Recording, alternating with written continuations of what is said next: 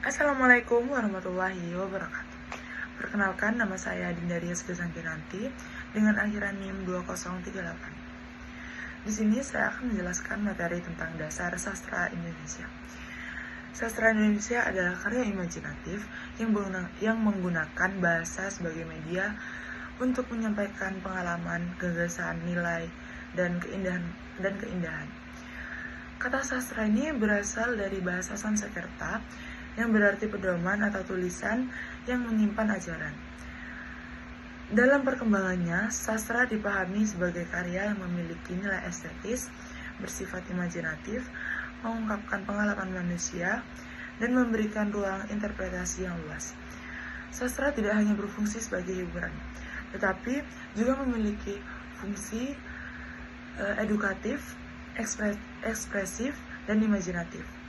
Melalui sastra ini, penulis dapat mengekspresikan perasaan mereka, menyampaikan kritik sosial, serta mengajak pembaca itu memasuki dunia imajinasi yang lebih luas.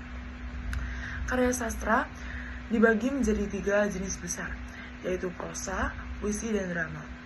Prosa sendiri adalah karya yang ditulis dalam bentuk paragraf seperti cerpen, novel, dan dongeng yang biasanya itu menceritakan kehidupan manusia secara lebih bebas dan detail. Puisi adalah karya sastra yang bahasanya biasanya diperindah dan mengutamakan irama dan diksi atau juga makna. Puisi ini dapat berupa puisi lama seperti pantun atau syair, maupun bisa puisi baru seperti soneta dan puisi bebas. Sementara itu, drama adalah karya sastra yang dipentaskan melalui dialog dan aksi para tokohnya, seperti drama tragedi, komedi, dan drama realis. Setiap karya sastra memiliki unsur intrinsik yang membangun dari dalam, seperti tema sebagai gagasan utama, tokoh dan penokohan, alur cerita, latar tempat dan waktu, sudut pandang pencerita, serta amanat atau pesan moral. Dan dalam puisi, terdapat unsur tambahan seperti diksi, imaji, majas, dan irama. Semua unsur ini bekerja bersama untuk menghasilkan karya yang utuh dan bermakna. Dan sastra Indonesia juga mengalami perkembangan dari masa ke masa. Pada masa awal atau sastra kuno, karya-karya seperti kayat, syair, dan pantun mendominasi. Dan pada badai pusaka tahun 1920-an, karya sastra mulai modern dan realistis, seperti Siti Nurbaya dan Salah Asuhan. Kemudian pada masa pujangga baru tahun 1930-an, semangat kebangsaan dan cinta tanah air semakin kuat. Disusul angkatan 45 yang menggunakan bahasa lugas dan berani.